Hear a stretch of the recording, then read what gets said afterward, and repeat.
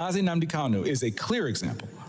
In 2022, Nigeria's Court of Appeal struck down the charges against him and ordered his release. The UN Working Group on Arbitrary Detention has also called for his unconditional release. Yet he remains in solitary confinement, in deteriorating health, and recently had to represent himself in court. Nigeria has signaled that the law is optional and targeting Christians is fair game. Just hours ago this morning, despite the pleas and cries of the Nigerian people and many Nigerian lawmakers, NNAMDI KANU was convicted on all charges. For fiscal year 2025, the U.S. has requested nearly $8 billion for sub-Saharan Africa. But when Americans see political prisoners, judicial defiance, and the slaughter of Christians, they understandably ask as they meet their own struggles, why should our tax dollars support governments that refuse to protect their own people? Is our aid aiding a genocide? Nigeria is a nation of tremendous potential, but that potential is being choked out by violent persecution of its Christian population. No country can build a stable future where churches are burned, believers are killed, and communities live in fear.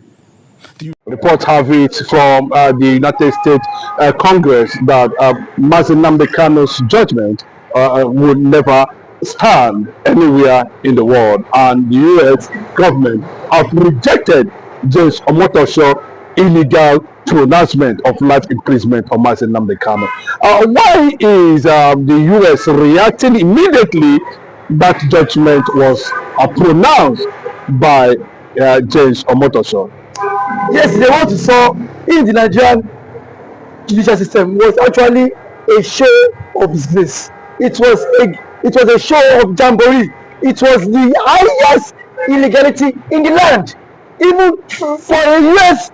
senator to come and speak after that judgment, it shows that the court of Nigeria has a very long way to go. Now, let's not forget that the senator highlighted some points in which he made mention that KANU does not have that the Nigerian court does not have any jurisdiction to try NNAMDI KANU over his illegal detention from the Kenya government, and that now that the UN and the United States are weighing possible sanctions for both Nigeria and the Kenyan government, and also the judge would be dragged to the work court for the kind of verdict he gave over KANU's matter. And now he also went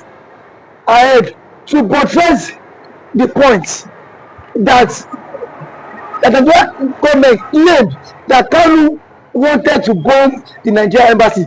Now, where did they get that from? UK and Nigerian embassy in Nigeria, which was not part of the exhibit, or was it? And neither was it mentioned, tendered, as evidence, or even manufactured. Are you saying that Omotosho? What is actually the problem of Omotosho? That it doesn't look like it is a premeditated judgment. It is because for me, I think Omotosho has been a very controversial lawyer ever since we started. You can see that the same Omotosho was the reason why PDP is issue is lingering, because he gave a contradicting orders, a tool in which Wike has been using him. We know all this. Now, a man said he cannot defend himself, and then on no account, on no premise, does Nigeria have that legal right to try him, and he went that far to substantiate that fact. And yet we saw what transpired in court yesterday, knowing fully well that it is what a kangaroo judgment. I have never had hopes in the Nigerian judicial system. I know that all this will be a setup, that all this will be a game plan between the Fulani Caliphate and the Yoruba's judge to nail NNAMDI KANU, because the hatred and the marginalization of the Igbo has already come to stay, and that is why they are scared of the rise of an Igbo man. They are very much scared of the rise of an Igbo man. So when he made that verdict, I was not surprised. But what caught my attention was the fact that the US Congress reacted immediately. That shows that Mazi Kanu is being treasured all over the world. Because if Mazi Kanu was a terrorist, as claimed by the Nigerian state, US does not condone terrorism. US frown against terrorists. So for the US government to be taking sides with Mazi Kanu and to have condemned that judgment, it shows that US has interest in Nigeria, and no matter how the Nigerian states try to patch it, work with the British government, I am sure that Nigerian part is heading to this integration. That was being tabled yesterday. That was one of the motion move in the public hearing. That the Fulani Caliphate were scared and now alleging that Samunepa is the brain and the rationale behind that. And now the Nigerian states and the government is scared of the vision. No matter how you want to pretend that Kanu is the rationale why Nigeria will be divided.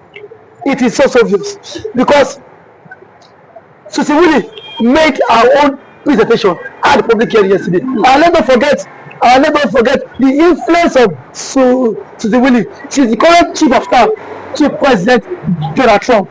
So our own submission has been that Biafra should be recognized, and no amount of propaganda can stop it, because for years to conduct a public hearing just because of the letter Mazi Kanu wrote about the Christian genocide, and he took over 200 over 400 joint sessions of the House of Reps, of the US House of Reps and the US Senate to listen to just one man, and then decisions will be made.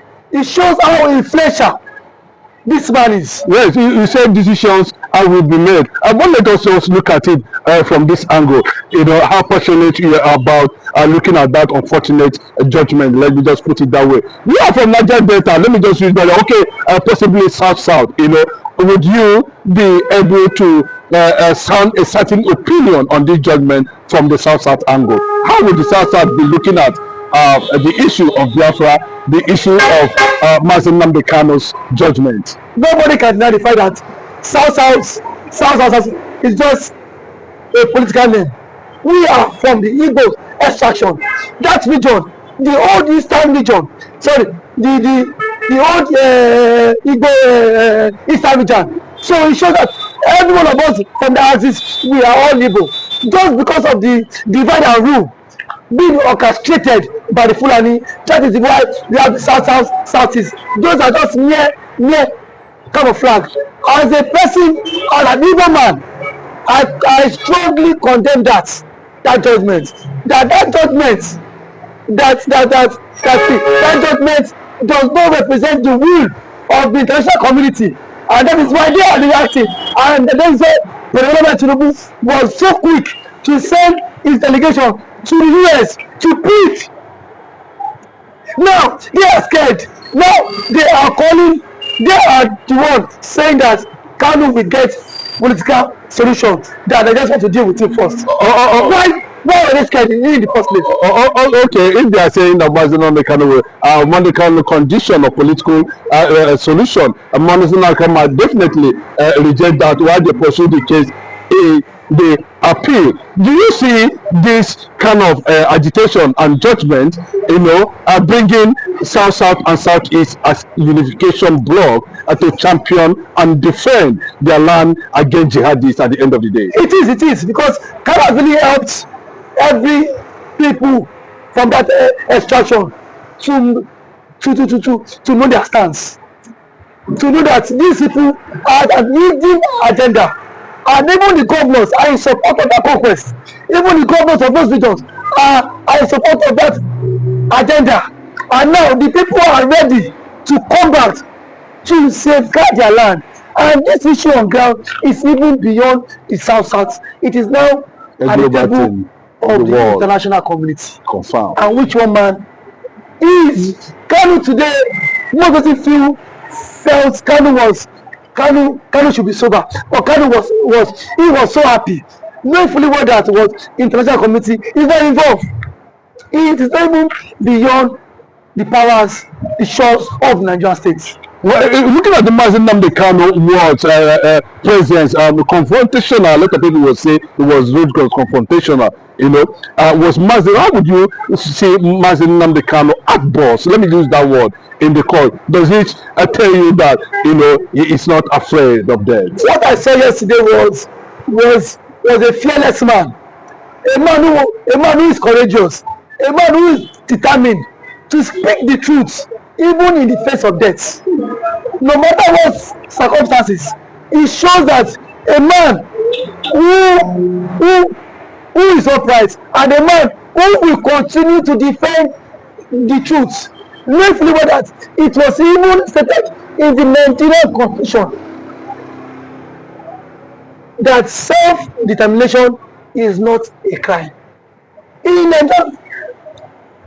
Nigeria is also a signature to the UN Charter, to that claims that self-determination is not a crime. Then why would it really based on that?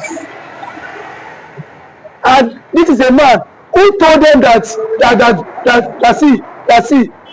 federal government has could not prove beyond reasonable doubt of the terrorism charges against him. That is a man I saw yesterday. Okay, would you say that Mazi NNAMDI KANU's presence and his agitation and his struggle, influences both the people of the South region, considering the fact that they were part of the old Eastern Bloc? The Mazi NNAMDI KANU actually have influence in the South.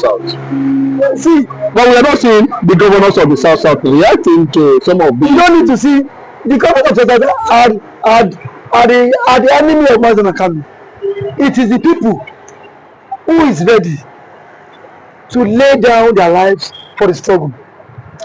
Let's not forget that during the Biafra War, the second in command, Philip Effiong, was from Okwara State. He played a major role to the struggle of Biafra. You don't need to be told that today, if there is a proclamation from the UN, we don't need to be told that this is where we belong to, that this is where we are from. Before the Fulani came with their divide rule. But my opinion at this moment is that Kanu has achieved and he has been able to push the Biafra struggle to the table of the Oval Office, and which Donald Trump and the US Congress is addressing it. For a US senator to condemn the statement of Mazi Kanu, it shows Kanu is highly over-influential. Thank you for having me. The truth is finally out. Now that the Finnish government has declared the CDS of Nigeria, Musa, a terrorist now, what is the next phase of the lie? What lies can the government tell Nigerians? Now that Samuel Ekpa is no longer in the picture, because it has always been pictured that Samuel Ekpa is the cause of insurgency in Southeast, and now that insurgency has stopped in Southeast, and now that the Finnish government has vindicated Samuel Ekpa, that those sponsoring insecurity and terrorists in the country are those some persons in the military. Now, where would CDS Musa bury his shame? Because a group of people are saying we want to exit the country. Because the Igbos are saying they are tired of the contraption called One Nigeria. That this One Nigeria, it will not work, and then it has not been working. It has been a country full of lies, propaganda, and shame. That has always been how it is from. So I am not surprised that the Finnish government has now come out to say CDS Musa is a terrorist for all the atrocities he has been, for all the atrocities he has committed in disguise of pretending to keep one Nigeria, and that one Nigeria has caused a whole lot of catastrophe in the country. Just some days ago, a notorious bandit that was declared wanted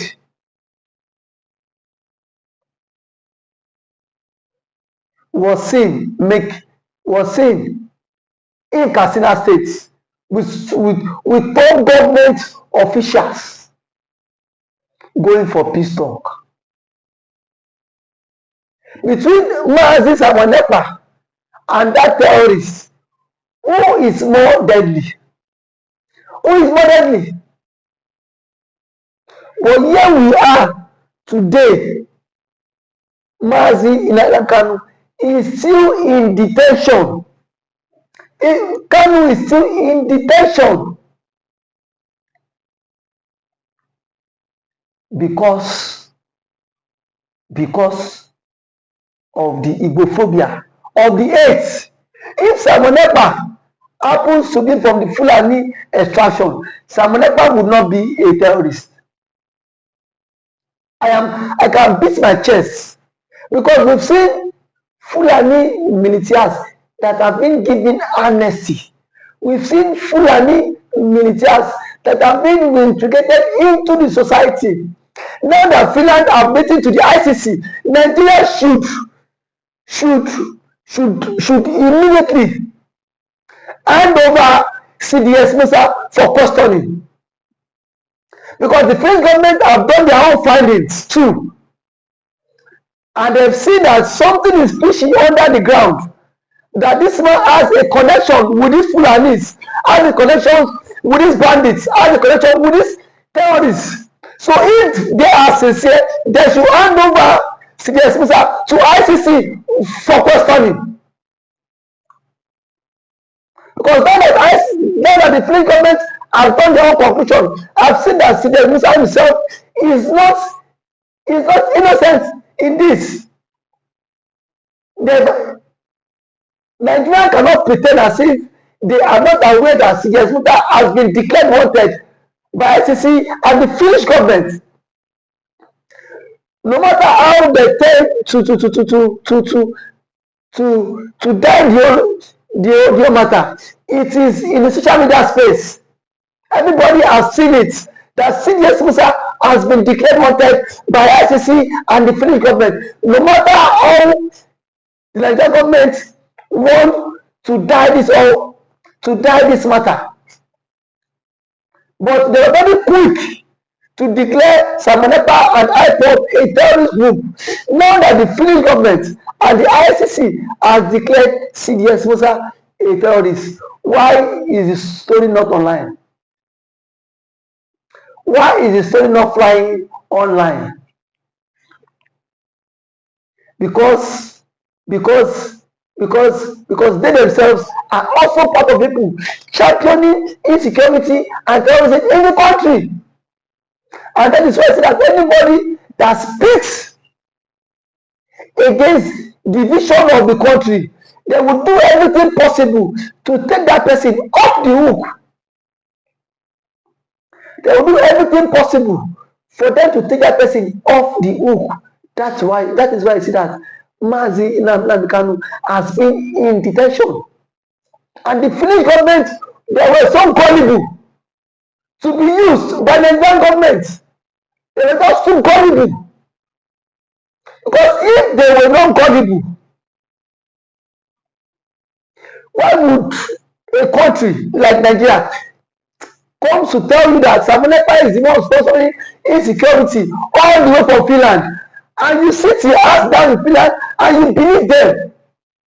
But there are some rumors that the envelope also changed hand. You know Nigerian story now. You know Nigerian government, that Nigerian government, anything that Nigerian government cannot do to bribe does not exist. I am very sure that the government have bribed the Finnish courts, and that is why I say that Samonekpa was wrongfully accused and sentenced. Now that the appeal court is now coming out to reverse all your stuffs.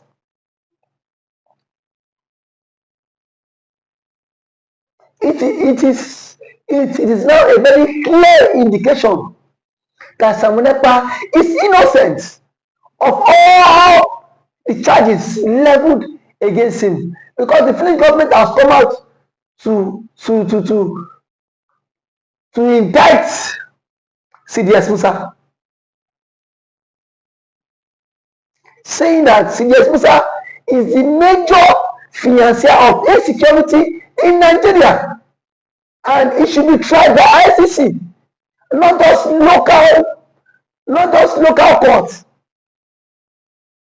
It should be tried by ICC. Enough of all these presents. We know that this one Nigeria, it can never work.